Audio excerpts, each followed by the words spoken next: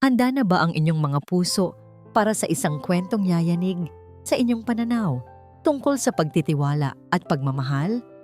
Halina't pakinggan natin ang isang salaysay na magpapatunay na ang pinakamatinding kadiliman ay maaaring nagkukubli sa pinakamaliwanag na tahanan. Sabi nila, ang yaman daw ay kayang bumili ng lahat ng bagay, kaligayahan, kapayapaan, at seguridad. Ngunit paano kung ang mismong yaman na yon ang magiging piring sa mga mata ng isang ama? Paano kung sa likod ng marangyang pinto ng isang mansyon, ang luhang pumapatak ay hindi para sa saya, kundi para sa isang sakit na hindi kayang lunasan ng anumang halaga ng pera? Ito ang kwento ni Kanyon at ng kanyang munting anghel, si Sinagtala. Ang amoy ng tagumpay ay pamilyar kay Kanyon Montesielo.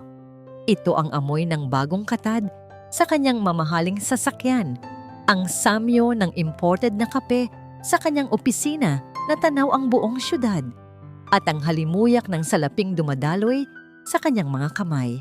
Ngunit sa lahat ng iyon, wala nang masasarap pa sa amoy ng sariling tahanan pagkatapos ng isang mahabang biyahe.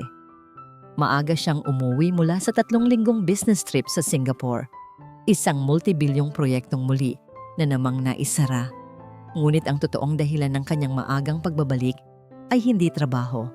Ito ay ang pangungulila, isang matinding pangungulila para sa kanyang nag-iisang anak, ang kanyang si Sinagtala. Dahan-dahan niyang itinulak ang malaki at mabigat na pinto ng Villasielo. Inaasahan niya ang masayang sigaw ng kanyang munting tala, ang mga maliliit nitong yapak na tatakbo para salubungin siya, ang mahigpit na yakap nito na kayang magpawi sa lahat ng kanyang pagod. Ngunit ang tanging sumalubong sa kanya ay isang nakabibinging katahimikan. Kumunot ang kanyang noo. Ang mansyon, sa kabila ng karangyaan nito, mula sa makintab na marmol na sahig hanggang sa matayog na kisame na may naglalakihang chandelier, ay tila walang buhay. Walang musika, walang tawanan, walang ingay ng telebisyon, maging ang mga katulong ay tila wala sa kanilang karaniwang pwesto. Tala? Tawag niya. Ang boses niya ay bahagyang umalingaw-ngaw sa kalawakan ng sala. Walang sagot. Naglakad siya patungo sa kusina at doon niya natagpuan ang isa sa mga bagong katulong. Abala sa pagpupunas ng mesa. Bahagyang nagulat ang babae nang makita siya. Sir Kanyon, magandang hapon po. Hindi po namin inaasahan ang maaga ninyong pagdating. Nasaan si Tala? Tanong niya agad. Hindi pinansin ang formalidad. At nasaan si Mara?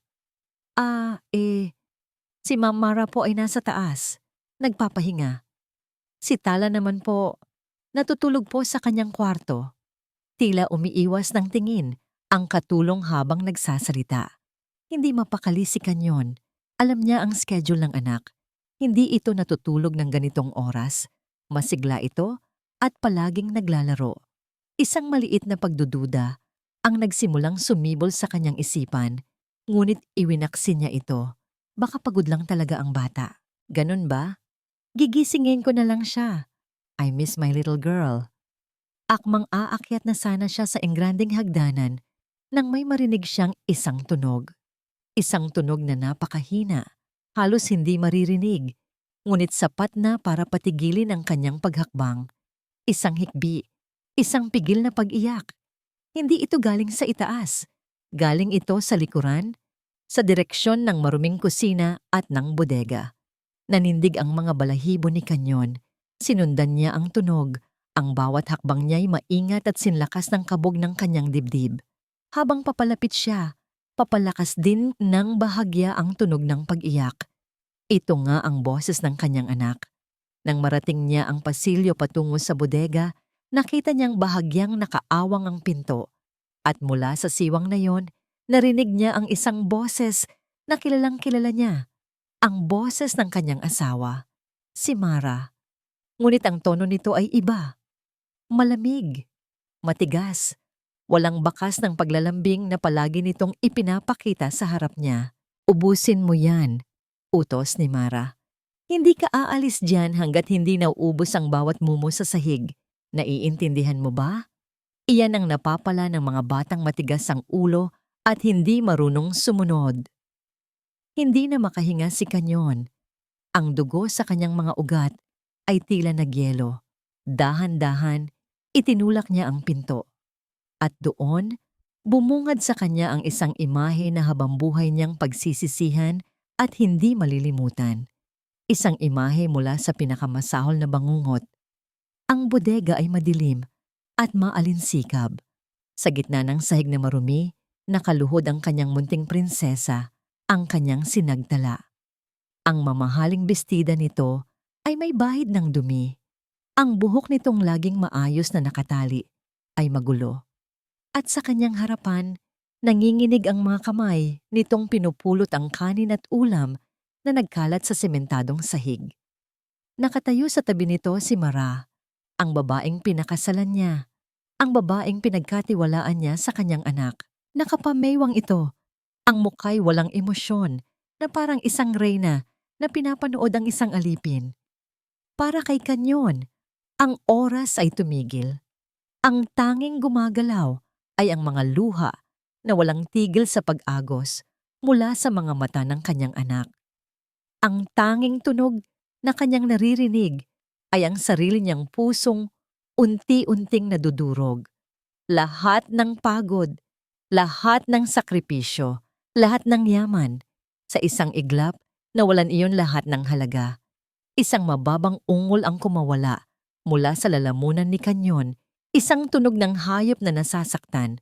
Doon lang napalingon si Mara at ang pagkagulat ay gumuhit sa kanyang perpektong mukha. Ngunit huli na ang lahat. Ang imahe ay nakatanim na sa isipan ng isang ama. Ang pagdududa ay naging katiyakan. Ang pagmamahal ay napalitan ng isang damdaming hindi pa niya naramdaman kailanman. Isang purong galit. Mara! Ang sigaw niya ay umalingaw-ngaw sa buong kabahayan. Puno ng sakit, puno ng puot. At sa isang kisap mata, ang dating kalmadong bilyonaryo ay naglaho. Ang natira ay isang ama na handang sirain ang mundo para sa anak na sinaktan. Sumugod siya pasulong, ang mga matay nag-aapoy, nakatuon lamang sa babaeng sumira sa kanyang tiwala at dumurog sa puso ng kanyang anghel. Ang pagsugod ni Kanyon ay mabilis at walang pag-aalinlangan. Sa isang hakbang, narating niya si Mara at hinawakan ito ng mahigpit sa braso. Ang init ng kanyang galit ay ramdam. Sa kanyang pagkakahawak, sapat na para makita ang panandaliang takot sa mga mata ng asawa. Anong ibig sabihin nito, Mara? Sigaw niya, ang boses ay nanginginig sa puot na hindi pa niya naramdaman kailanman. Anong ginagawa mo sa anak ko? Ngunit ang takot sa mga mata ni Mara ay kasing bilis na nawala tulad ng paglitaw nito.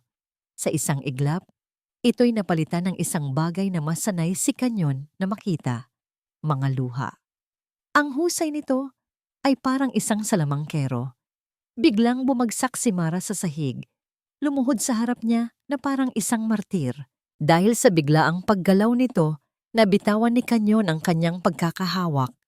Nagsimulang umagos ang mga luha mula sa mga mata ni Mara at ang kanyang mga balikat ay nagsimulang manginig sa pag-iyak na kayang pumukaw sa awa ng sinuman. Kanyon! Mahal ko, hindi mo naiintindihan. Umagulgol siya, ang boses ay basag at puno ng hinanakit. Pipinarurusahan ko lang siya dahil kailangan niya ng disiplina. Itinapon niya ang pagkain sa sahig dahil ayaw niyang kumain ng gulay. Sinubukan ko ang lahat, Kanyon. Sinubukan kong maging mabuting ina sa kanya, pero nagiging matigas ang ulo niya. Ang bawat salita ay binitiwan na may kasamang pighati, na para bang siya ang tunay na biktima sa sitwasyon.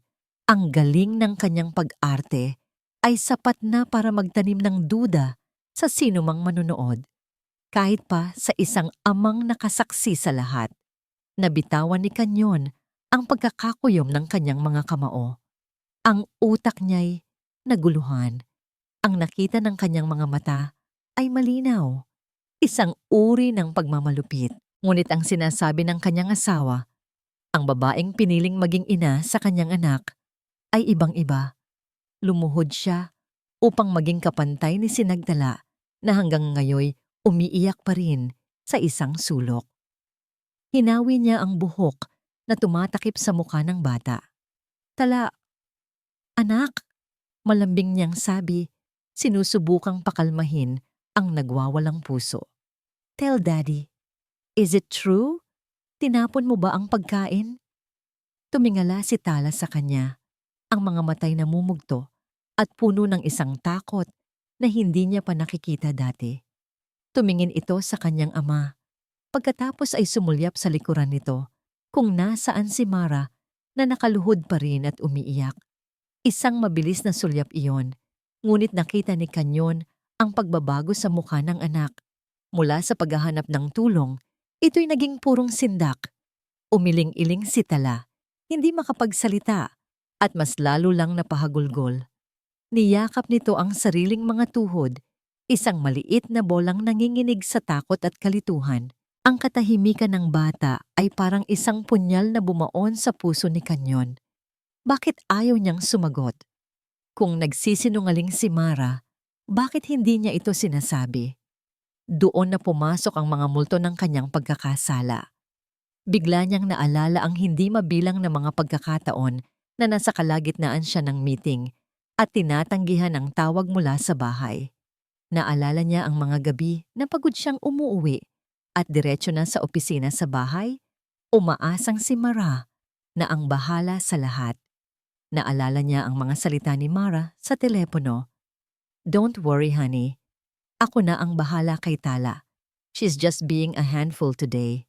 Nagkulang ba ako? Naging pabaya ba akong ama? Kaya't hindi ko napansin na nagiging problem child ang anak ko. Ang mga tanong ay parang laso na kumalat sa kanyang isipan, nilalabanan ang katotohanang nasaksihan ng kanyang mga mata. Tumayo si Mara, pinunasan ng kanyang mga pekeng luha. Lumapit siya kay Tala at dahan-dahang hinaplos ang buhok nito. Shh, tahan na anak. I'm sorry if mommy was too harsh. I just want what's best for you. Niyakap ni Mara si Tala. Ngunit nakita ni Kanyon ang pagtigas ng katawan ng kanyang anak. Sa loob ng yakap na yon, hindi ito gumanti. At nang tumingin si Mara sa kanya, habang yakap ang bata, may nakita siyang isang malamig at matalim na tingin sa mga mata nito. Isang sulyap ng tagumpay na mabilis ding nawala at napalitan ng pighati. Ang gabi ay lumipas na may bigat sa hangin. Sa hapagkainan, sinubukan ni Mara na ibalik ang lahat sa normal. Ngunit ang katahimikan ni Tala ay mas malakas pa sa anumang ingay. Si Kanyon naman ay nagmamasid lang, pinag-aaralan ng bawat galaw, bawat salita, na parang isang estranghero sa sariling pamamahay. Nang gabi ring iyon, hindi mapakali si Kanyon. Pagkatapos niyang siguraduhin na tulog na si Mara, dahan-dahan siyang bumangon at naglakad patungo sa silid ng kanyang anak. Binuksan niya ang pinto at nakita niya si Tala na mahimbing na natutulog. Ngunit kahit sa pagtulog, bakas ang lungkot sa mukha nito. May mga tuyong bakas ng luha sa mga pisngi nito. Umupo siya sa gilid ng kama at hinaplos ang noo ng bata. Ang pagmamahal niya ay tila isang malaking alon ng pagsisisi. Inayos niya ang kumot ni Tala.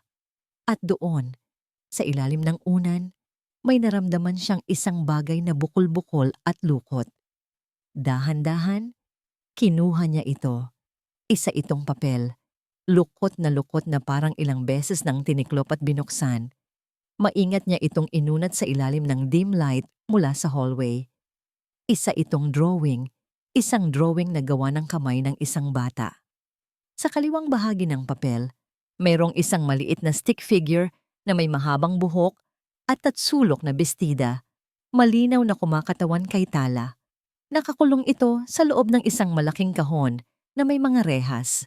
Mula sa mga mata ng stick figure, may mga asul na guhit, mga luha. Sa labas ng kulungan, nakatayo ang isang mas malaking stick figure. Maganda ang pagkakaguhit sa bestida nito at mahaba ang buhok na kulay itok. Ngunit ang pinakanakakakilabot ay ang mukha nito. Sa halip na isang masayang ngiti na karaniwang iginuguhit ng mga bata, ang bibig nito ay isang tuwid at masamang linya at ang mga mata nito ay dalawang galit na tuldok. Naramdaman ni Kanyon ang panlalamig ng kanyang buong katawan. Walang duda kung sino ang kinakatawan ng dalawang figura. Ito ang katotohanan na hindi masabi ng kanyang anak sa pamamagitan ng salita. Ipinadaan nito sa nag-iisang paraan na alam niya. Ang piraso ng papel na yon, mas matibay pa sa anumang legal na dokumento, mas malinaw pa sa anumang video, ang bumasag sa lahat ng kanyang pagdududa. Wala nang tanong, wala nang pag-aalinlangan. Ang kanyang anghel ay nasa isang kulungan at ang demonyo ay ang mismong babaeng natutulog sa kanyang tabi. Nakatayo si Kanyon sa dilim ng silid ni Tala. Hawak ang lukot na papel na parang isang sagradong testamento. Ang galit na pumutok sa kanyang dibdib kanina sa bodega ay nawala na. Ang pumalit dito ay isang bagay na mas malamig, mas matatag, at mas mapanganib. Isang dalisay na determinasyon. Ang drawing sa kanyang kamay ay hindi lamang isang drawing. Ito ay isang testimonya, isang sigaw ng tulong mula sa isang kaluluwang walang boses. At para kay Kanyon, ito ay isang hatol. Maingat niyang itinupi ang papel at isinilid sa kanyang bulsa, katabi ng kanyang puso. Ito ang kanyang magiging paalala. Ito ang kanyang magiging mitya. Bumalik siya sa kanilang silid na walang ingay. Ang bawat hakbang ay kalkulado. Nakita niyang mahimbing na natutulog si Mara. Ang mukhay payapa na parang isang anghel. Kinilabutan si Kanyon sa pagkukunwari. Paanong ang isang halimaw ay kayang magkubli sa ilalim ng napakagandang balat? Hindi na siya humiga. Dumiretso siya sa kanyang personal na opisina sa loob ng mansyon, ang kanyang santuwaryo, ang lugar kung saan niya isinasara ang mga multibilyong kasunduan. Ngayong gabi, ibang klase ng kasunduan ang kanyang isasara. Isang kasunduan sa kanyang sarili na babawiin niya ang buhay ng kanyang anak. Umupo siya sa kanyang silyang katad at kinuha ang telepono. 2:00 ng madaling araw, ngunit wala siyang pakialam. Idinayal niya ang numero ng kanyang pinakamatagal at pinakapinagkakatiwalaang abogado. De Leon, sagot ng inaantok na boses sa kabilang linya. Attorney De Leon, it's Kanyon, sabi niya. Ang boses ay kalmado ngunit may bigat. I need you. Meet me at your office at 7 sharp. Clear your entire day. This is the most important case of my life. Hindi na nagtanong ang abogado. Ang tono pa lang ni Kanyon ay sapat na. I'll be there! Ang sumunod na umaga ay isang pagtatanghal. Isang mapanganib na dula-dulaan. Bumaba si Kanyon para sa almusal na may suot na maskara ng normalidad. Ngumiti siya kay Mara. Isang ngangiting hindi umabot sa kanyang mga mata. Good morning, honey? Bati ni Mara. Puno ng sigla. I'm so glad you're home. Tala and I were planning to go to the mall today. Nakaupo si Tala sa pagitan nila. Tahimik na tinutusok-tusok ang kanyang pagkain. Nang marinig niya ang sinabi ni Mara, bahagya itong napayuko. Nakita ni Kanyon ang banayad na panginginig ng mga balikat nito. That sounds wonderful, sagot ni Kanyon. Ang bawat salita ay maingat na pinili. But something came up. An emergency meeting with some investors. I need to leave early. Oh, bakas ang pagkadismaya sa mukha ni Mara. Okay, honey. Work first, of course. Tumingin si Kanyon kay Tala. Be a good girl for mommy, okay, princess? Tumingin lang sa kanya si Tala. Ang mga matay nagsusumamo, ngunit ang bibig ay nanatiling tikom. Isang maliit na tango lang ang isinagot nito. At para kay Kanyon, ang tangong iyon ay isang sigaw na mas malakas pa sa anumang salita. Ngunit hindi sa opisina ng abogado, Ang unang destinasyon ni Kanyon. Pumunta siya sa isang kumpanya ng high-end security solutions na pinamumunuan ng isang dati niyang kliyente. Ang usapan ay mabilis at direkta. "I need eyes and ears in my house," sabi niya. "The smallest, most undetectable cameras you have. Audio is a must.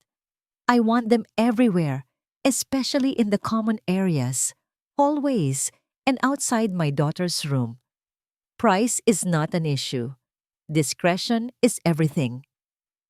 Sa loob ng ilang oras, isang van na may logo ng isang internet service provider ang pumarada sa Villa Cielo. Isang grupo ng mga technician ang pumasok. Sinabi ni Kanyon kay Mara na nag-upgrade siya ng kanilang home network para sa mas mabilis na internet. Isang dahilan na hindi pagdududahan. Habang abala ang mga technician, umakyat si Kanyon sa kwarto ni Tala. Nagkunwari siyang may hinahanap. Binuksan niya ang aparador ng mga laruan ng anak. Sa pinakalikod, sa ilalim ng mga lumang manika at stuffed animals, nakita niya ang isang kahon ng sapatos. Nang buksan niya ito, nanikip ang kanyang dibdib. Puno ito ng mga lukot na papel. Puno ito ng mga drawing. Drawing ng isang batang babae na itinutulak pababa sa hagdan. Drawing ng isang batang babae na mag-isang kumakain sa sahig habang ang dalawang malalaking figura ay masayang kumakain sa mesa. Drawing ng isang batang babae na may mga itim na marka sa kanyang mga braso. Bawat isang piraso ng papel ay isang ebidensya ng impyernong pinagdadaanan ng kanyang anak sa kamay ng babaeng tinawag nitong Mommy. Kinunan niya ng litrato ang bawat isang drawing gamit ang kanyang telepono bago maingat na ibinalik ang kahon sa dati nitong pwesto. Ang maskara niya ay unti-unti nang nababasag. Kailangan na niyang umalis bago pa siya sumabog. Pagkaalis ng mga technician, bumalik si Kanyon sa kanyang sasakyan ilang kanto mula sa kanilang bahay. Binuksan niya ang isang secure application sa kanyang telepono. Isang pindot lang at ang screen ay nahati sa maraming maliliit na bintana. Ipinapakita ang iba't ibang anggulo ng kanyang sariling pamamahay. Ang unang kamera na kanyang pinanood ay ang nasa hallway sa labas ng silid ni Tala. At sa mismong sandaling iyon, bumukas ang pinto ng silid. Lumabas si Mara, hila-hila sa braso si Sinagtala. Ang nangiti na suot ni Mara kaninang umaga ay ganap ng naglaho. "Sinabi ko na sa'yo, di ba?" Narinig ni Kanyon ang boses ni Mara mula sa isa pang kamera na may audio sa sala. "Kapag nandyan ang daddy mo, ngingiti ka. Aarte kang masaya. Ang hirap mo talagang turuan." Nakita ni Kanyon sa screen kung paano marahas na hinila ni Mara ang kanyang anak patungo sa playroom. Wala siyang marinig sa loob, ngunit nakikita niya ang lahat. Binuksan ni Mara ang pinto, itinulak si Tala sa loob at isinara ito ng malakas. Ang pagsara ng pinto ay parang isang putok ng baril sa kanyang pandinig. Naiwan si Mara sa labas, huminga ng malalim at inayos ang kanyang buhok. Pagharap niyang muli sa hallway, bumalik ang ngiti sa kanyang muka na para bang walang nangyari. Ngunit hindi iyon ang dumurog sa puso ni Kanyon. Ito ay ang huling sulyap na nakita niya sa mukha ni Tala bago sumarado ang pinto. Isang tingin ng purong pagsuko at lagim. Hawak ang telepono, naramdaman ni Kanyon ang isang luhang pumatak sa kanyang pisngi. Ngayon, nagsisimula na ang tunay na giyera. Pakiramdam ni Mara de Villa, hawak niya ang mundo sa kanyang mga palad. Ang bawat sulok ng Villa Cielo ay sumisigaw ng karangyaan na dati ay pinapangarap lamang niya. Ang bawat damit sa kanyang walk-in closet ay nagkakahalaga ng higit pa sa kinikita ng dati niyang pamilya sa isang taon. At ang asawa niya, ang makapangyarihang si Kanyon Montesielo, ay kumakain sa kanyang mga kamay. Ngunit nitong mga huling araw, may kakaiba siyang nararamdaman. Isang maliit na tinik sa kanyang perpektong mundo. Simula nang umuwi si Kanyon mula sa Singapore, nagbago ang kilos nito. Oo, ngumingiti pa rin ito. Ngunit may isang uri ng lamig sa mga mata nito na hindi niya pa nakikita dati. Naging mas mapagmasid ito, mas tahimik. At ang pinakanakakabahala sa lahat, mas madalas nitong hinahanap at kinakausap si Tala. Hindi niya gusto yon. Hindi niya gusto ang atensyon na ibinibigay ni Kanyon sa batang iyon. Ang bata ay isang buhay na paalala ng babaeng nauna sa kanya, ang Santa Santita na si Amihan, na kahit sa kamatayan ay tila sinasamba pa rin ni Kanyon. Bawat tingin ni Kanyon kay Tala, nakikita ni Mara ang anino ni Amihan at kinamumuhian niya iyon. Kaya naman, mas naging maingat siya. Ang mga pisikal na parusa ay pansamantala niyang itinigil. Ang kanyang sandata ngayon ay mas matalim at mas hindi nakikita mga salita. Isang hapon, habang naglalaro si Tala sa playroom, pumasok siya at umupo sa tabi nito. Hinaplos niya ang buhok ng bata, isang kilos na kung sa paningin ng iba ay puno ng pagmamahal. Alam mo Tala, simula niya ang boses ay malambing na parang pulot. Nakikita tayo palagi ng mami amihan mo mula sa langit. Tumingala si Tala, ang mga matay nagpakita ng kaunting kislap sa pagkarinig ng pangalan ng ina. At alam mo ba kung ano ang nagpapasaya sa kanya? Pagpapatuloy ni Mara. Nagiging masaya siya kapag nakikita niyang mabait ka sa akin, sa bago niyang mami. Pero kapag matigas ang ulo mo, kapag sinusumbong mo ako kay daddy mo, nalulungkot siya ng sobra. Baka hindi na niya tayo bantayan. Nakita ni Mara ang unti-unting pagkawala ng kislap sa mga mata ng bata na napalitan ng takot at pagkal ito. Itinatanim niya ang lason sa pinakapuro nitong anyo. Ang paggamit sa pagmamahal ng bata para sa yumaong ina bilang isang armas. Kaya dapat, sikreto lang natin ang mga laro natin ha? Bulong niya. Para palaging masaya si Mami Amihan. Tumango si Tala. Ang maliliit na kamay ay nanginginig habang hawak ang kanyang manika. Tagumpay. Muling nakuha ni Mara ang kontrol, ngunit ang batang iyon ay maliit lamang na bahagi ng kanyang grandeng plano. Ang tunay na laro ay mas malaki. Kinagabihan, nagpaalam siya kay Kanyon na makikipagkita sa kanyang mga kaibigan. Ngunit ang kanyang sasakyan ay hindi sa isang mamahaling restaurant huminto, kundi sa isang madilim na basement parking ng isang hindi kilalang gusali. Ilang sandali lang, isang anino ang lumabas mula sa isang poste at pumasok sa passenger seat. Ang anino ay nagkaroon ng mukha. Si Silakbo Guerrero, ang kanyang dating kasintahan, ang kanyang kasalukuyang kasabwat, at ang Chief Financial Officer ng Montecielo Land Corporation. Nakuha mo ba? Tanong ni Mara, walang bakas ng paglalambing sa kanyang boses. Lahat, sagot ni Silakbo. Inabot sa kanya ang isang brown envelope. Ang mukha nito ay mayabang, ngunit may bahid ng kaba. Ito na ang mga pinakahuling dokumento para sa ghost project sa Batangas. Another 50 million transferred to our offshore account. Napakagaling kong magtago ng mga numero, di ba? Huwag kang masyadong mayabang, Silakbo. Baka mahuli tayo. Saway ni Mara habang mabilis na tinitingnan ang mga papel. Kailangan nating bilisan. Nararamdaman kong may nagbabago. Nagbabago? Anong ibig mong sabihin? Kunot noong tanong ni Silakbo. Si Kanyon ba? Akala ko ba ay nasa ilalim na siya ng iyong mga anino? Hindi ko alam, sagot ni Mara. At sa unang pagkakataon, may bahid ng kawalang katiyakan sa kanyang boses. Palagi siyang nagmamatyag. Iba ang mga tingin niya. At ang mga internet technician na pumunta sa bahay kanina. Hindi ako kumbinsido. Baka paranoid ka lang, mahal ko, sabi ni Silakbo. Sinubukang haplusin ang pisngi ni Mara, ngunit tinabig nito ang kanyang kamay. Hindi ako paranoid, maingat ako, mariin niyang sabi. Iyon ang dahilan kung bakit tayo nagtatagumpay. Kailangan na nating ihanda ang huling hakbang, ang malaking paglipat ng pondo. Habang abala sila sa pag-uusap, hindi nila namalayan ang isang bagay. Sa loob ng sasakyan ni Mara, Isang maliit na bagay na kamukha ng isang car freshener ang nakadikit sa ilalim ng dashboard. Isa itong high-tech na listening device na ipinalagay ni Kanyon nang gabing malaman niya ang katotohanan. Isang contingency plan.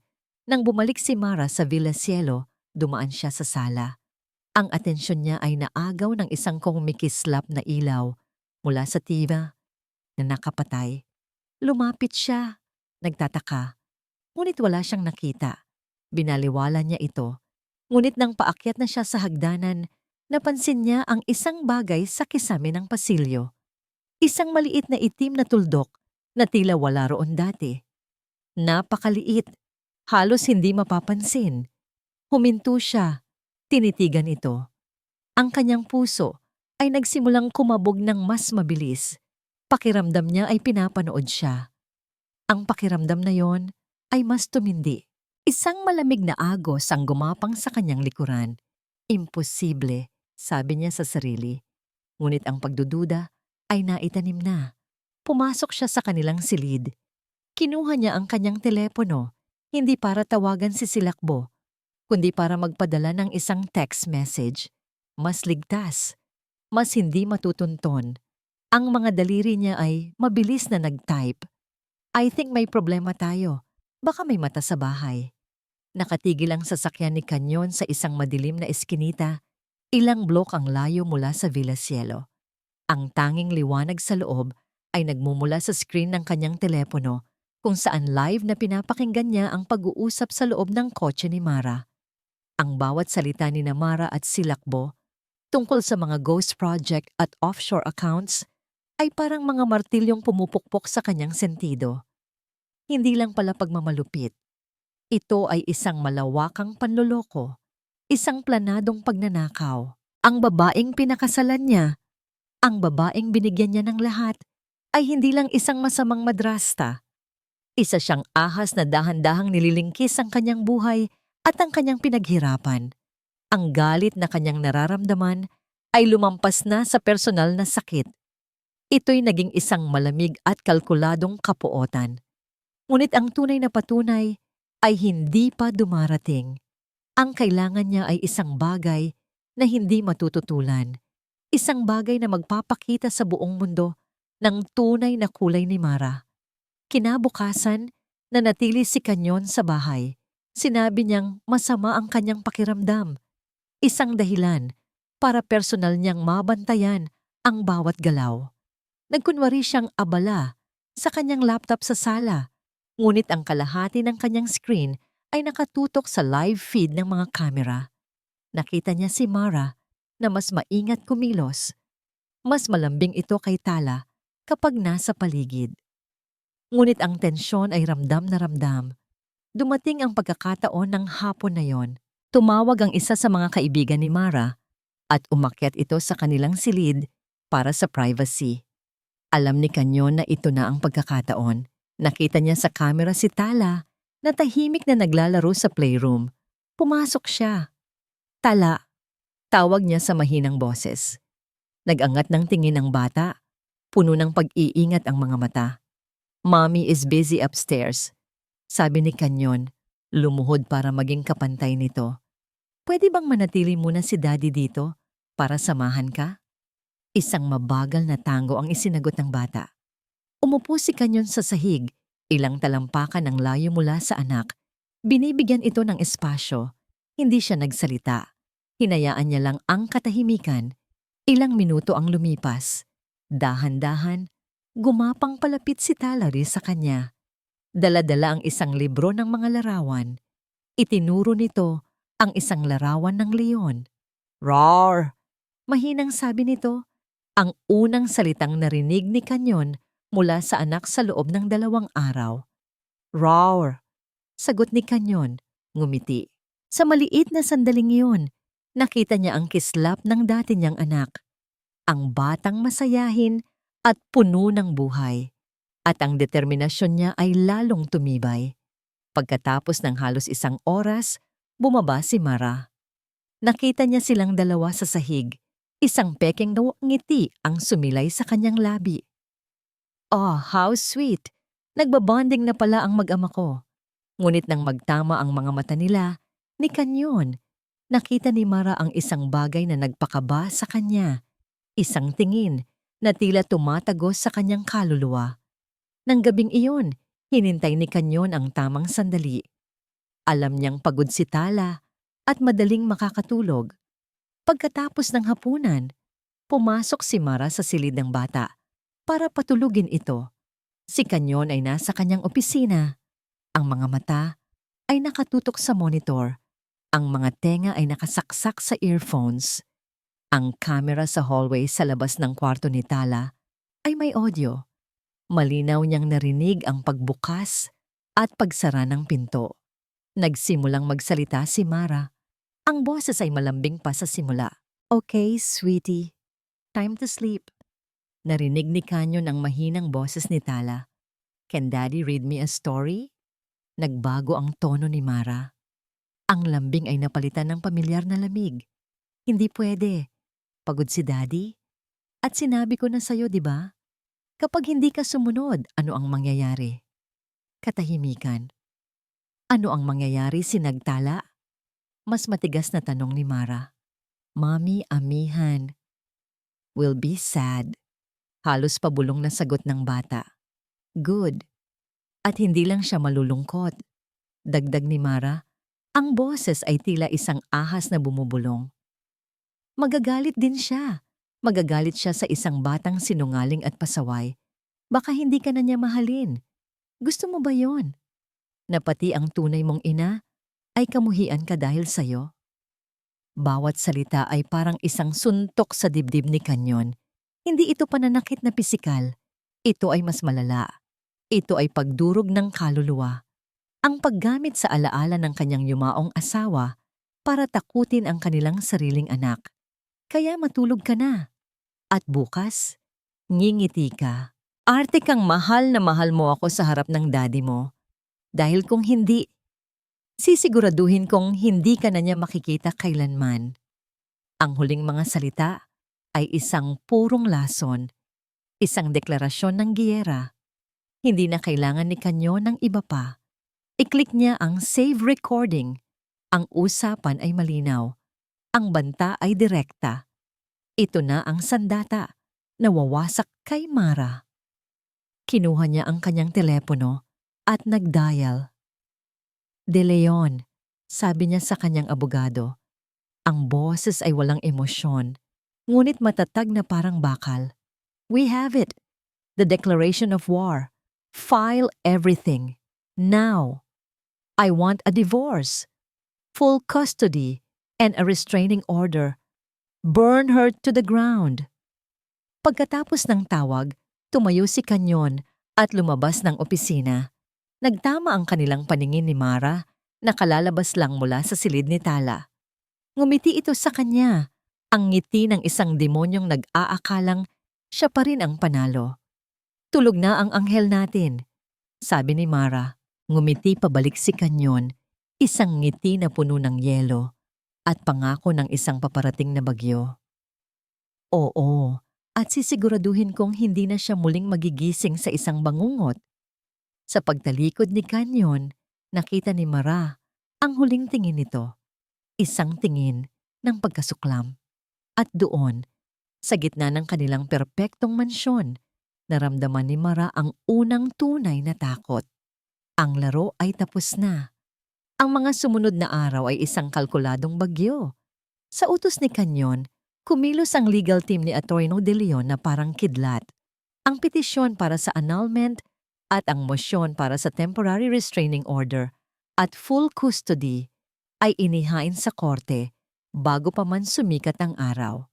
Kinahapunan, isang court sheriff ang formal na naghatid ng mga dokumento sa Villa Cielo. Si Kanyon ay nasa kanyang opisina sa Montecielo Land. Minomonitor ang lahat mula sa malayo.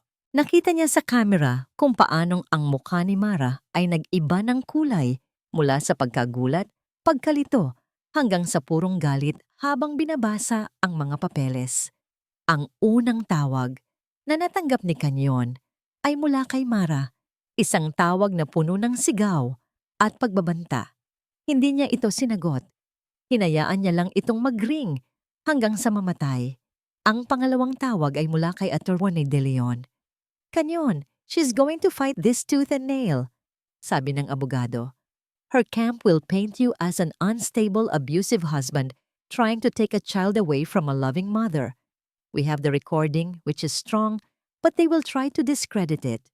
We need more. We need a human witness. Alam ko, sagot ni Kanyon. Ang isip ay tumatakbo na. Meron akong naiisip. Sino? Si Yaya Ginhawa, sabi ni Kanyon. Ang yaya ni Tala. Mula pa noong sanggol siya, mahal na mahal siya ng anak ko. Siya ang kasama ni Tala bago pa dumating si Mra. Kung may nakapansin sa mga pagbabago, siya yon.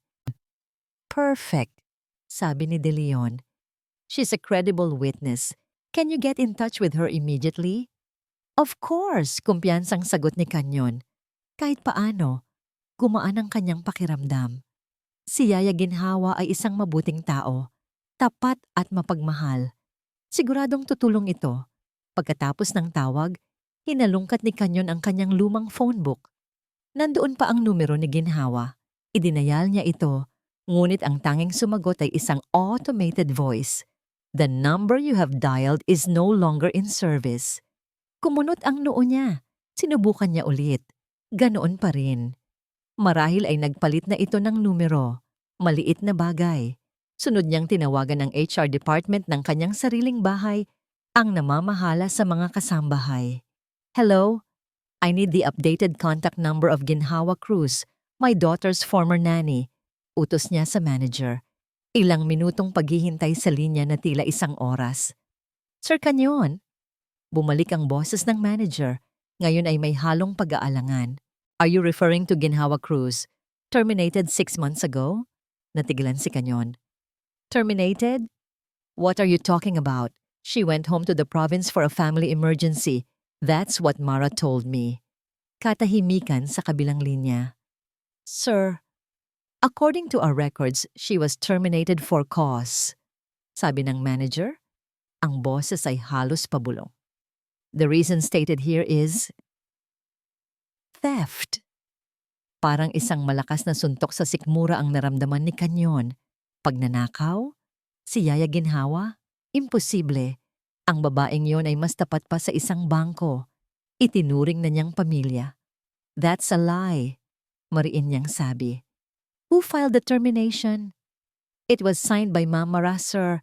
She handled the separation process herself. Isang malamig na realisasyon ang gumapang sa buong katawan ni Kanyon.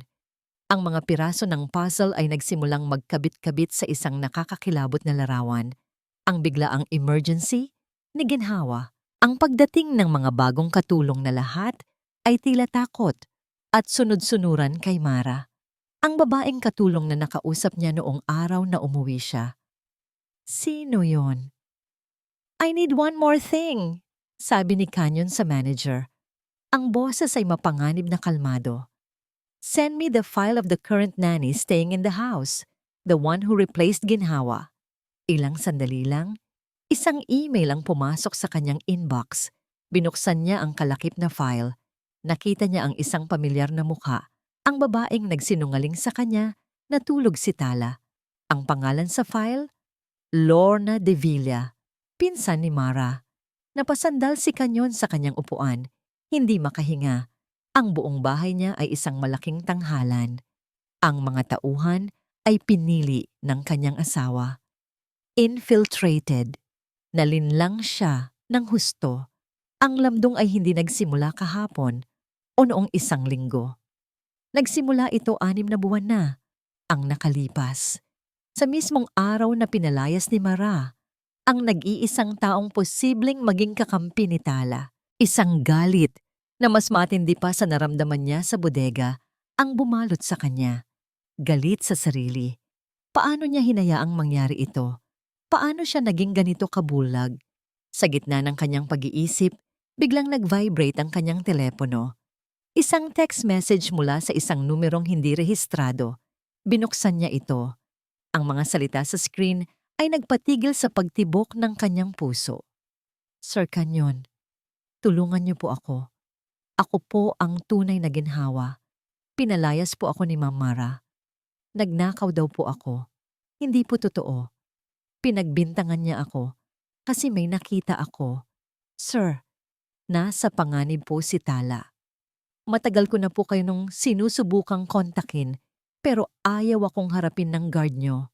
Tulong po. Ang bawat salita ay isang kumpirmasyon. Ang bawat pangungusap ay isang sigaw ng katotohanan na matagal nang sinusubukang ilibing. Hindi na siya nag-aksaya ng panahon. Agad niyang tinawagan ng numero.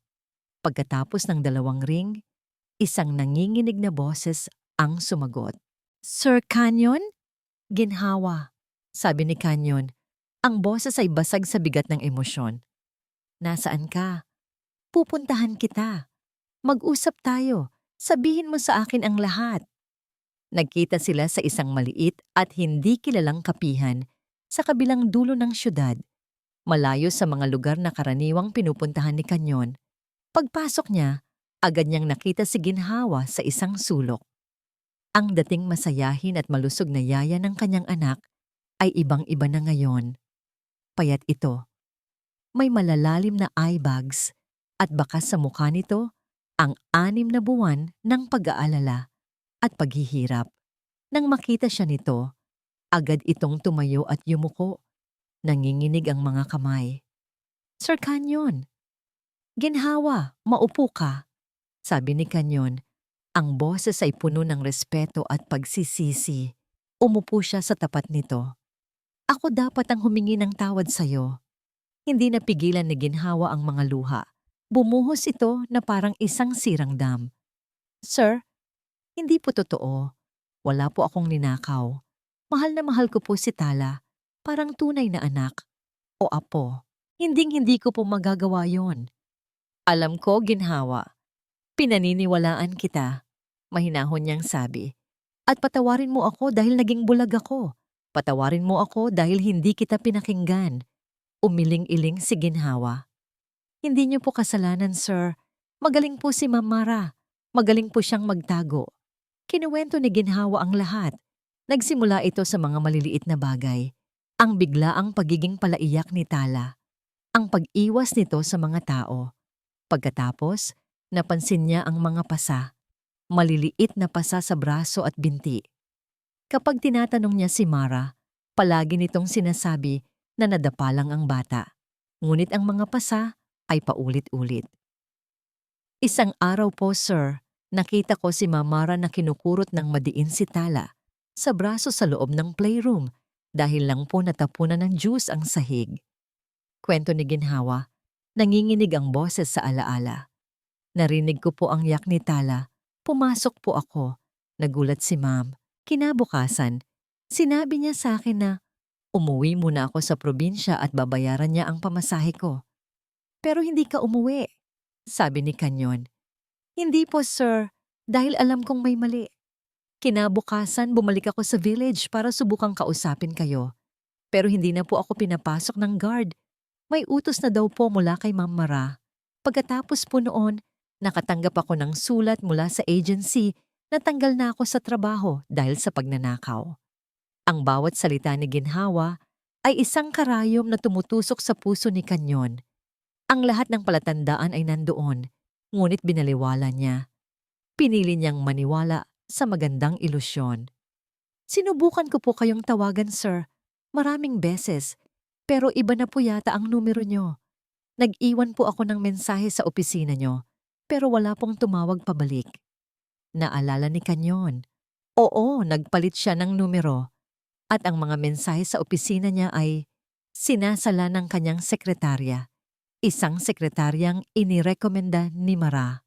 Ang lahat ay konektado, ang lahat ay planado. Mayroon akong itinatago, sir, sabi ni Ginhawa. Inilabas nito mula sa kanyang lumang bag ang 2 bagay. Isang maliit na notebook at isang mumurahing USB flash drive. Sinimulan ko pong isulat ang lahat ng napapansin ko. Ang mga petsa, ang mga pasa, ang mga dahilan ni Ma'am Mara. Sabi niya, iniaabot ang notebook. At may mga araw na kinukuhanan ko po ng litrato ang mga galos ni Tala. kapag tulog na siya, gamit ang luma kong cellphone. Inilipat ko po lahat sa USB na yan. Kinuha ni Kanyon ang 2 bagay na parang mga hiyas. Ito ang mga piraso ng katotohanan na isinugal ni Ginhawa ang lahat para maitago.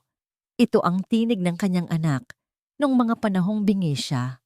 Ginhawa, sabi ni Kanyon, ang boses ay basag. You are a brave woman. Hindi mo alam kung gaano kalaki ang utang na loob ko sa'yo. Ang mahalaga lang po sa akin ay si Tala. Sir, sagot ni Ginhawa, pinupunasan ng kanyang mga luha. Iligtas niyo po siya. I will, pangako ni Kanyon. At sisiguraduhin kong mananagot ang dapat managot. At ikaw, Ginhawa, tutulungan kitang linisin ang pangalan mo. At kung papayag ka, gusto kong bumalik ka. Kailangan ka ni Tala. Kailangan ka namin. Isang maliit na ngiti ang sumilay sa labi ni Ginhawa sa unang pagkakataon. Isang nangiti ng pag-asa.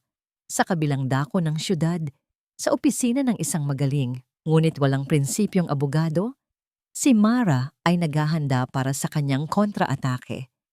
Hawak niya ang isang set ng mga litrato. Mga litrato ni Kanyon na mukhang galit sa mga business meetings, mga testimonya mula sa mga dating empleyado na pinilit mag-resign. Gagamitin natin ang imahe niya bilang isang arogante at kontroladong bilyonaryo laban sa kanya, sabi ni Mara sa kanyang abogado. Ipapakita natin sa mundo na isa siyang monster, isang ama na hindi karapat-dapat. Gagamitin natin ang pagkamatay ni Amihan.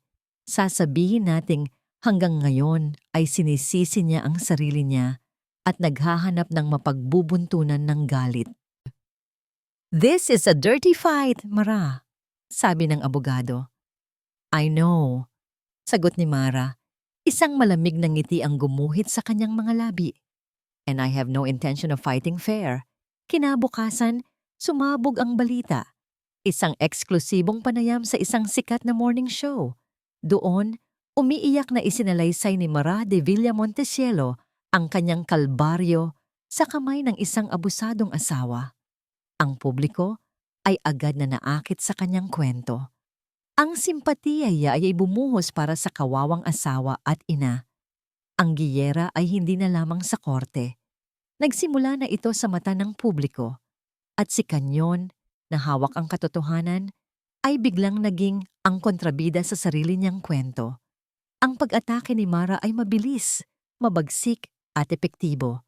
Sa loob lamang ng 24 na oras, ang pangalan ni Kanyon Montesielo ay mula sa pagiging isang respetadong business tycoon ay naging isang pambansang kontrabida. Ang kanyang mukha ay nasa lahat ng dyaryo at TV screen, katabi ng mga headline na sumisigaw ng bilyonaryong halimaw at ang sakripisyo ni Mrs. Montesielo. Ang mga litratong inilabas ng kampo ni Mara, kahit na kinuha sa ibang konteksto, ay naging epektibong panggatong sa apoy. Ang kanyang imahe bilang isang seryoso at walang nangiting negosyante ay biglang naging imahe ng isang malupit at walang pusong ama. Sa opisina, ang epekto ay agaran. Ang stock price ng Montesielo Land Corporation ay bumagsak ng husto. Ang mga investors na dati pumipila para makipagkamay sa kanya ay biglang hindi na matawagan. Ang mga miyembro ng board na dati yumuyuko sa bawat salita niya ay nagpatawag ng isang emergency meeting. Kanyon, this is a PR nightmare, sabi ni Mr. Tan, isa sa mga pinakamatandang miyembro ng board, habang nakaupo sila sa loob ng napakalamig na conference room. Our brand is built on the image of building happy homes for Filipino families. How can we sell that when your own home is portrayed as a war zone? It's all lies. Mariing sabi ni Kanyon, ngunit kahit sa sarili niyang pandinig, ang kanyang boses ay tila mahina laban sa ingay ng iskandalo. Lies or not, the public is eating it up, sabi ng isa pa. The board has decided, for the good of the company, we are asking you to take an indefinite leave of absence as CEO. We need to distance the corporation from this, Katme. Iyon ay isang sampal sa mukha.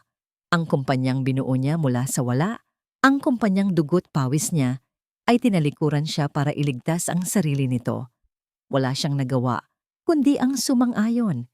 Sa ngayon, ang kumpanya ay pangalawa na lang sa kanyang mga prioridad. Ngunit ang pinakamasakit na dagok ay mula sa korte. Dahil sa matinding panggigipit ng publiko at sa nakakaawang imahe na ipininta ni Mara, naglabas ang family court ng isang pansamantalang desisyon. Ibinigay nito ang temporary custody kay Mara, habang si Canyon ay binigyan lamang ng supervised visitation rights 2 beses sa isang linggo. Ang unang pagkikita nila ni Tala sa ilalim ng bagong kasunduan ay isang bangungot. Ginanap ito sa isang maliit at walang kulay na silid sa isang family center sa ilalim ng mapagmasid na mata ng isang social worker. Pagpasok ni Tala kasama si Mara, nakita ni Canyon ang pagbabago. Mas payat ito, mas maputla. Ang mga mata nito ay walang buhay. Nang makita siya nito, walang kislap, walang ngiti. Isang blangkong tingin lang. "Hi, Princess," sabi ni Canyon. Sinubukang ngumiti. Hindi sumagot si Tala. Nagtago ito sa likod ni Mara. "She's been traumatized by your outbursts, Canyon," sabi ni Mara sa social worker. Ang boses ay puno ng pekeng pag-aalala. Takot na takot siya. Sa loob ng isang oras na yon, sinubukan ni Canyon ang lahat. Inilabas niya ang paboritong laruan ni Tala, ang paboritong libro nito. Ngunit ang bata ay hindi kumibo. Nakaupo lang ito sa isang sulok, yakap-yakap ang sarili. Ang tanging pagkakataon na tumingin ito sa kanya ay noong paalis na sila. Sa sulyap na yon, nakita ni Canyon ang lahat, ang takot, ang pagkalito, at isang tanong na walang salita. "Bakit mo ako iniwan, Daddy?" Pag-alis nila, naiwan si Canyon sa sterile na silid. Ang mga laruang hindi nagalaw ay nakakalat sa sahig. Doon, sa unang pagkakataon, gumuho ang kanyang depensa. Napaupo siya sa sahig, isinubsob ang mukha sa kanyang mga palad, at humagulgol na parang isang bata. Nawala na ang lahat, ang kanyang kumpanya, ang kanyang reputasyon, at ngayon, ang kanyang anak. Gabi na nang makauwi siya sa isang bahay na hindi na niya matawag na tahanan. Ang Villa Cielo ay malaki at malamig, isang monumento sa kanyang mga kabiguan. Dumiretso siya sa kanyang opisina at ibinuhos sa sarili ang isang baso ng whiskey. Tinitigan niya ang isang litrato sa kanyang mesa. Ito ang huling litrato nila ni Amihan bago ito pumanaw. Nakangiti sila pareho, masaya, at puno ng pangarap. "I failed you, Amihan," bulong niya sa litrato.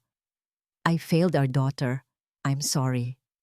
Sa gitna ng kanyang pagluluksa at pag-inom, napatingin siya sa isang tumpok ng mga folders sa kanyang mesa, mga financial report ng kumpanya na hindi pa niya nabubuksan.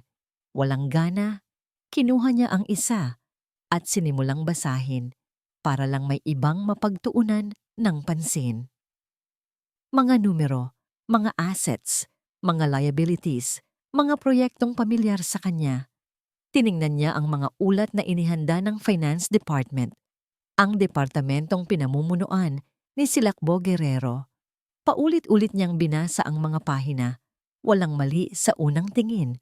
Perpekto ang pagkakatugma ng mga numero. Masyadong perpekto. At doon, isang maliit na detalye ang nakaagaw ng kanyang pansin. Isang proyekto sa Batangas, isang high-end residential development. Pamilyar ang pangalan, ngunit ang mga numerong nakalagay para sa material and logistical costs ay tila masyadong mataas. Mas mataas kaysa sa naaalala niyang inaprubahan niya. Isang ideya ang biglang pumasok sa kanyang isipan. Isang ideya na ipinanganak mula sa desperasyon. Ang pag-uusap ni Mara at Silakbo sa kotse. Ghost project sa Batangas. Another 50 million. Kinuha niya ang kanyang laptop. Gamit ang kanyang CEO-level access na hindi pa nababawi, binuksan niya ang internal accounting system ng kumpanya. Naghahanap siya. Naghalungkat. Nagkumpara. At doon niya nakita. Isang serye ng mga transaksyon nakatago sa ilalim ng iba't ibang mga code ng proyekto, ngunit lahat ay patungo sa iisang supplier na hindi niya kilala. Isang supplier na ang address ay isang abandonadong bodega sa Tondo. Isang daloy ng pera na maingat na itinago. Isang aninong ilog na umaagos palabas ng kanyang kumpanya. Hindi pa tapos ang laban. Maaaring kinuha ni Mara ang kanyang reputasyon at ang kanyang anak. Ngunit nag-iwan ito ng isang bakas. Isang bakas na gawa sa kasakiman. At susundan ni Kanyon ang bakas na yon hanggang sa dulo, kahit na ito pa ang maging huling bagay na kanyang gagawin. Ang Kanyon Montesielo na kinasusuklaman ng publiko ay naglaho. Ang natira ay ang Kanyon Montesielo na kinatatakutan sa mundo ng korporasyon, isang henyo sa numero, isang estratehista na kayang makita ang pinakamaliit na bitak sa isang perpektong pader. Ang kanyang opisina sa Villasielo, na dati simbolo ng kanyang kabiguan, ay naging kanyang war room. Sa loob ng isang linggo, halos hindi siya natulog. Ang kanyang pagkain ay kape, at ang kanyang pahinga ay ang panandaliang pagsandal sa kanyang upuan. Ang tanging nagpapatuloy sa kanya ay ang imahe ng blangkong mga mata ni Tala sa family center. Hindi niya kayang labanan ang kasinungalingan ni Mara gamit ang salita. Kaya lalabanan niya ito gamit ang tanging bagay na hindi kayang magsinungaling. Mga numero. Gamit ang kanyang personal na yaman, umupa siya ng isang maliit ngunit napakagaling na forensic accounting team. Mga taong sanay maghalungkat ng mga itinatagong yaman. Lihim silang nagtatrabaho sa isang secure na lokasyon, malayo sa mga matang mapanuri. I don't care about the money they stole, sabi ni Kanyon sa team sa kanilang unang pagpupulong. I care about the trail. I want to know where every single centavo went. I want names, bank accounts, asset purchases. I want the entire web. Ang kanyang utos ay malinaw at ang team na binayaran ng malaki para sa kanilang serbisyo at discretion ay kumilos na parang mga asong inilabas sa kulungan. Habang nagtatrabaho ang kanyang team, si Kanyon naman ay nakatuon kay Silakbo Guerrero. Pinag-aralan niya ang bawat galaw nito, ang social media, ang mga kilalang kaibigan, ang mga lugar na madalas nitong puntahan. Napansin ni Kanyon na sa kabila ng posisyon nito bilang CFO, ang pamumuhay ni Silakbo ay higit pa sa kanyang sweldo. Mga mamahaling relo, bagong sports car, mga biyahe sa ibang bansa na hindi idineklara bilang business trips. Isang gabi, habang nag-i-scan sa mga bank records na nakuha ng kanyang team, isang pangalan ang umulit-ulit na lumitaw bilang benepisyaryo ng mga tseke mula sa peking supplier. Elara Guerrero. Isang mabilis na background check ang nagbigay ng sagot. Elara Guerrero, ang ina ni Silakbo. Isang simpleng may bahay na nakatira sa probinsya, ngunit biglang nagkaroon ng milyon-milyong piso sa isang bank account na binuksan 6 na buwan lang ang nakalipas. Ang pera ay mabilis ding inililipat sa isang offshore account sa Cayman Islands. Ito na, ang smoking gun. Ang mga accountant ay nagtrabaho ng walang tigil. Sinundan nila ang daloy ng pera mula sa Montesielo land, papunta sa peking supplier, papunta sa account ng ina ni Silakbo, at sa wakas, papunta sa isang account sa ibang bansa na nakapangalan sa isang shell corporation. At nang matunto nila kung sino ang mga may-ari ng korporasyong yon, 2 pangalan ang lumitaw, Silakbo Guerrero at Mara de Villa. Hindi lang nila ninanakawan ang kumpanya. Naghahanda na sila para sa kanilang pagtakas. Ang plano ay malinaw. Sirain si Kanyon, makuha ang simpatiya ng publiko at ng korte, kunin si Tala para sa child support. At kapag nakuha na ni Mara ang malaking settlement mula sa annulment, tatakas sila ng bansa kasama ang milyon-milyong dolyar na kanilang ninakaw. Si Tala ay hindi lang isang hadlang para kay Mara, isa rin siyang alas. Isang tiket para sa mas malaking yaman. Nang matanggap ni Kanyon ang kumpletong ulat, kasama ang mga bank statement, incorporation documents, at money trail. Naramdaman niya ang isang kakaibang kapayapaan. Hawak na niya ang baraha na tatapos sa lahat. Hindi ito isang baraha ng emosyon o opinyon. Ito ay isang baraha ng malamig at matigas na katotohanan. Nagpatawag siya ng isa pang pulong kasama si Attorney De Leon. Inilatag niya ang lahat sa mesa. Namutla ang abogado habang tinitingnan ang mga dokumento. Kanyon, this is more than just a family case. This is syndicated estafa. This is a major criminal offense. Pwede silang makulong ng habambuhay. I know, sagot ni Kanyon. And that's exactly what we're going to use. Bumuo sila ng isang bagong estratehiya, isang high-risk, high-reward na plano. Hindi na sila magpo-focus sa pagpapatunay na masama si Mara bilang ina. Sa halip, yayanigin nila ang pundasyon ng kanyang kredibilidad. Wawasakin nila siya bilang isang tao. Bago ang araw ng huling pagdinig, ginawa ni Kanyon ang isang huling, mapangahas na hakbang. Tinawagan niya si Silakbo Guerrero sa personal nitong numero. Guerrero, sabi ni Kanyon. Ang boses ay kalmado. Mr. Montesielo? Halatang nagulat si Silakbo. Bakit ka tumawag? I just want to give you a piece of friendly advice, sabi ni Kanyon. There's a storm coming, and when it hits, you'll have to choose which ship you want to be on, the one that's already sinking or the one that has a lifeboat. Think carefully, Mr. Guerrero. Your entire future depends on it. Hindi na niya hinintay ang sagot. Ibinaba niya ang telepono. Ang laso ng pagdududa ay naitanim na. Alam niyang si Silakbo ay isang duwag na sakim. Sa pagitan ng pag-ibig at pera, palaging pipiliin nito ang pera. At sa pagitan ng katapatan at kaligtasan, palaging pipiliin nito ang kaligtasan. Dumating ang araw ng pagdinig. Pumasok si Mara sa courtroom na may kumpiyansa. Suot ang kanyang pinakamahal na damit. Ang mukha ay handa ng umiyak para sa mga kamera sa labas. Nakita niya si Kanyon sa kabilang panig. Nakaupo ng tuwid. Ang mukha ay kalmado. Nagkatinginan sila. Ngumiti si Mara. Isang ngiti ng pang-aasar na para bang sinasabing, tapos ka na. Ngumiti pabalik si Kanyon. Sa unang pagkakataon sa loob ng maraming linggo, isang tunay na ngiti. Isang nangiti na malamig, matalim, at puno ng katiyakan. Isang ngiti na nagsasabing, hindi mo alam kung ano ang paparating. Ang hangin sa loob ng courtroom ay mabigat sa tensyon. Nagsimula ang pagdinig ayon sa inaasahan.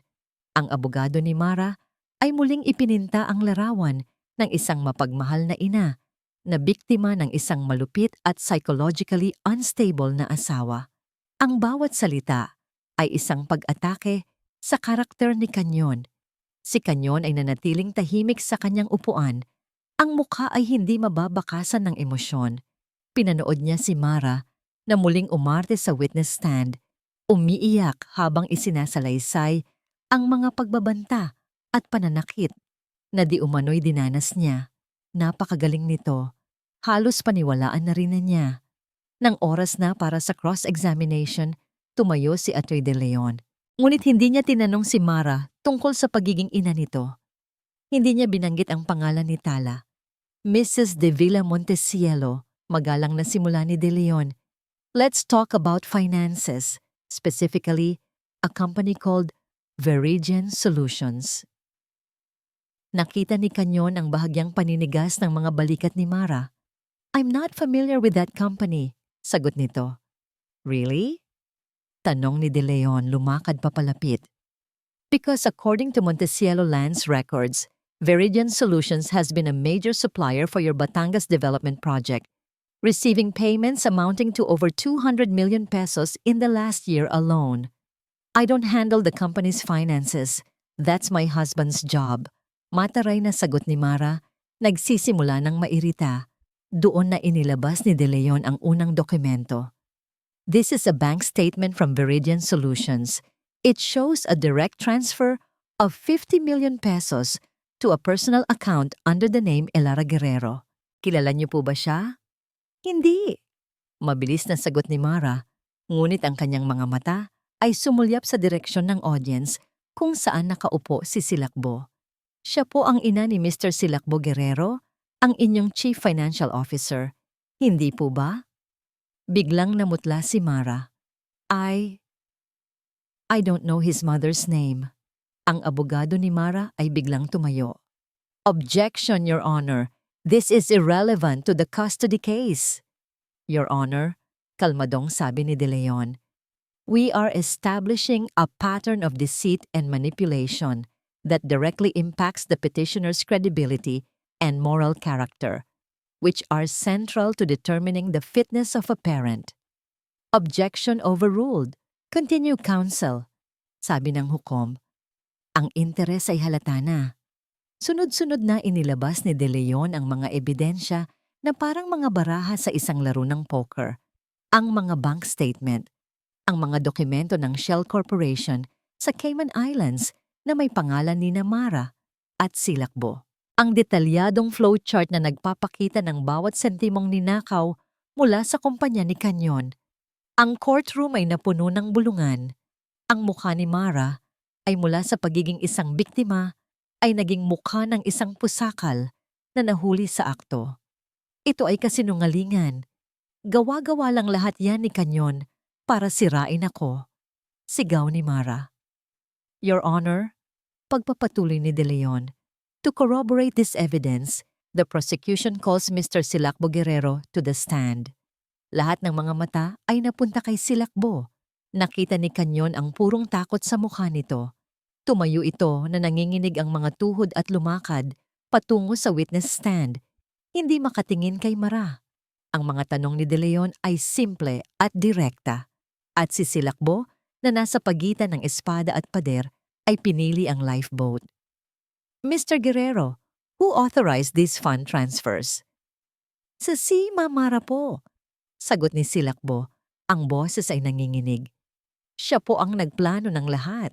Isang malakas na, hindi, ang umalingaw-ngaw mula kay Mara. Isinunod ko lang po ang utos niya. Pagpapatuloy ni Silakbo, ngayon ay umiiyak na. Sinabi niya po sa akin na ito ang paraan para makatakas kami. Mahal ko po siya, pero natakot po ako. Iyon na ang huling patak na nagpaapaw sa lahat. Ang pagkakanulo. Walang hiya ka, sinungaling. Sigaw ni Mara, tumayo mula sa kanyang upuan. Ang lahat ng pagkukunwari ay naglaho. Nawala na ang umiiyak na biktima. Ang natira ay isang halimaw na nasukol. Ako ang nagplano ng lahat. Ikaw ang nag-isip nito dahil inggit na inggit ka sa pera ni Canyon. Nararapat lang sa akin ang perang yon. Pagkatapos ng lahat ng tiniis ko sa bahay na yon, sa pag-aalaga sa walang kwentang anak niya, karapatan ko yon. Ang kanyang mga salita ay umalingaw-ngaw sa nakabibinging katahimikan ng courtroom. Isang hindi sinasadyang pag-amin. Isang bulkan ng galit at kasakiman na sa wakas ay sumabog. Sa isang iglap, natapos ang lahat. Tumayo ang hukom, ang muka ay puno ng galit. This court has heard enough. Ang hatol ay mabilis at brutal. Ang petisyon ni Mara ay ibinasura. Ang full and sole custody ni Sinagtala Montesielo ay ipinagkaloob kay Canyon. At dahil sa pag-amin sa harap ng korte at sa bigat ng mga ebidensyang pinansyal, inutos ng hukom na arestuhin sina Mara de Villa at Silakbo Guerrero para sa kasong kriminal. Habang isinus out ng mga pulis ang posas sa kanyang mga kamay, ang mga mata ni Mara ay puno ng hindi makapaniwalang puot. Tumingin siya kay Canyon, isang huling tingin na puno ng sumpang walang hanggan. Hindi siya pinansin ni Canyon. Ang kanyang mga mata ay nakatuon sa pintuan sa likod ng courtroom. Paglabas niya, sinalubong siya ng mga kamera at tanong mula sa media. Hindi siya nagsalita. Naglakad lang siya ng dire-diretso patungo sa isang itim na sasakyan na naghihintay sa kanya. Binuksan niya ang pinto sa likod. Sa loob, nakaupo si Yaya Ginhawa.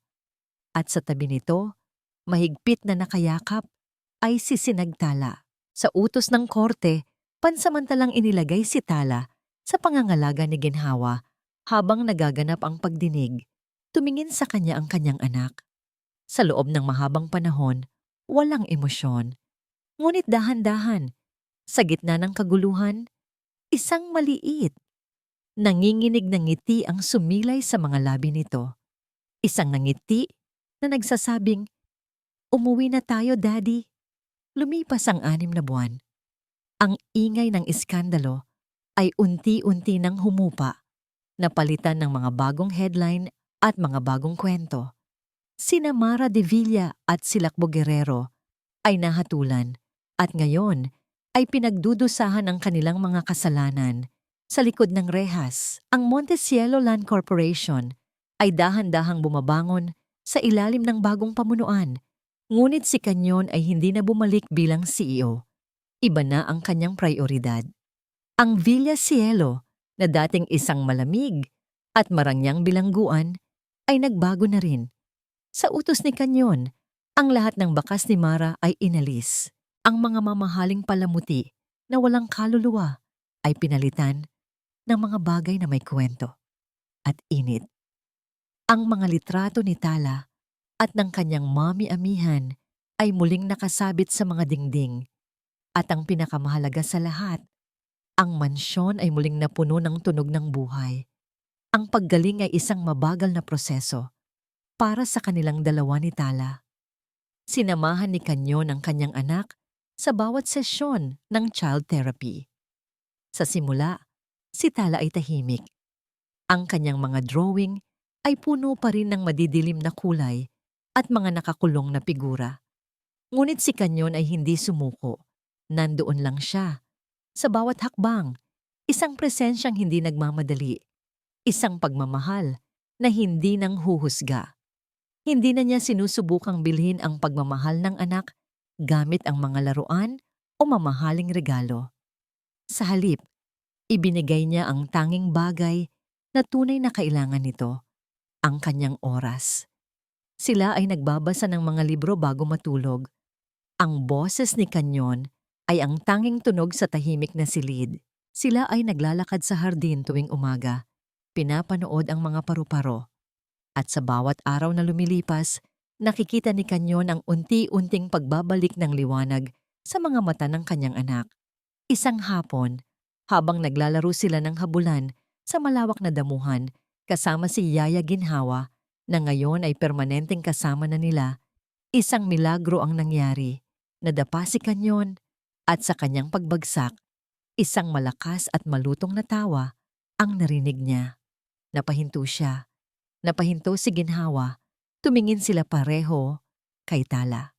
Nakatayo ito, ang kamay ay nasa bibig at tumatawa ng malakas. Isang tunog na matagal nang hindi naririnig sa loob ng Villa Cielo. Isang tunog na mas matamis pa sa anumang musika sa mundo. Mula sa araw na yon, ang pagbabago ay naging mas mabilis. Nagsimula nang muling magkwento si Tala. Nagsimula na siyang kumanta. At ang kanyang mga drawing ay unti-unti nang nagkaroon ng kulay, dilaw, asul at rosas.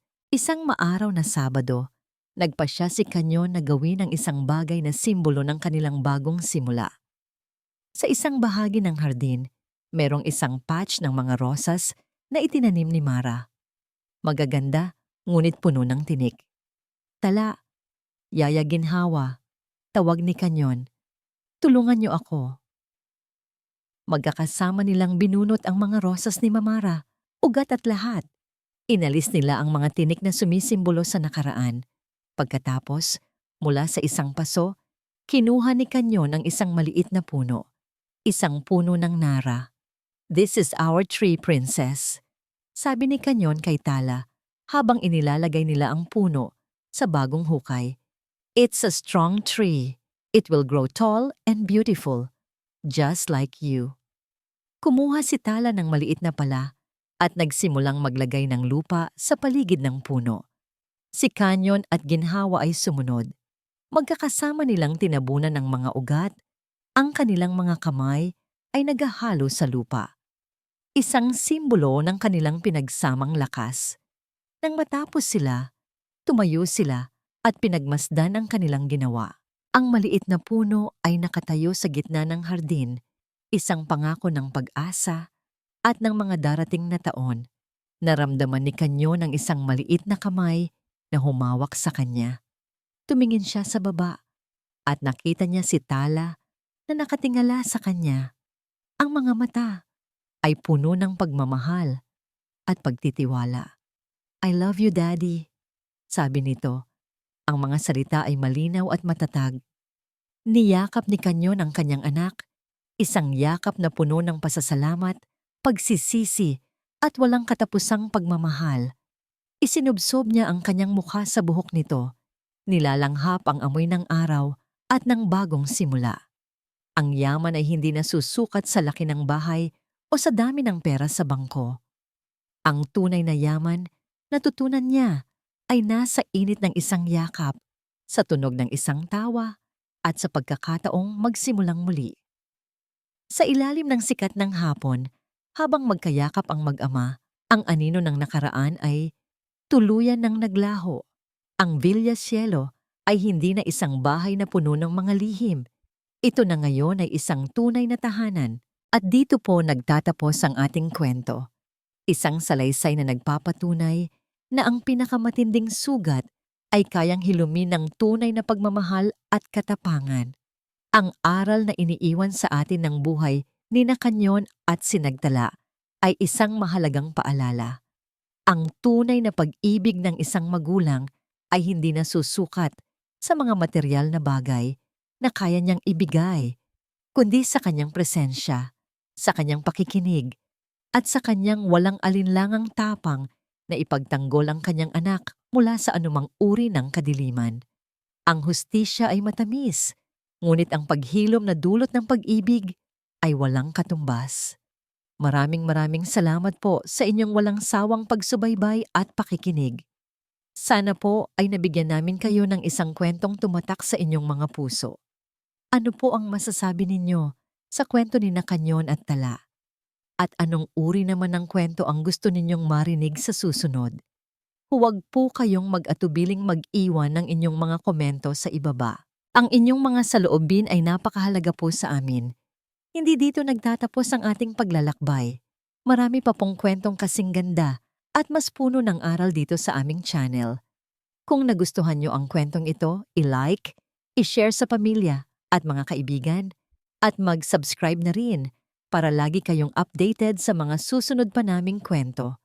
I-click niyo ang notification bell para kayo ang unang makarinig kapag may bago kaming upload. Pagpalain po kayo ng Panginoon, kayo at ang inyong buong pamilya. Hanggang sa muli.